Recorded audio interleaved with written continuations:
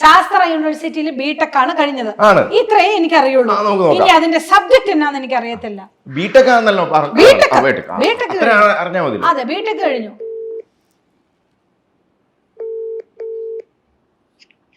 Hello டேய் நீ என்னடா படிச்ச? நீ என்ஜினியரா என்னது இது? புரியல.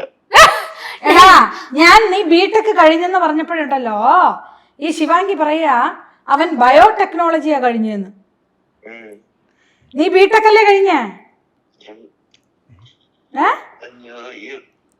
ഇവര് കേട്ടോണ്ടിരിക്കുക. ഇവിടെ വന്ന ഇന്റർവ്യൂവിന് വന്ന ആൾക്കാർ ഇത് കേട്ടോണ്ടിരിക്കുക, പോയിക്കൊണ്ടിരിക്കുക.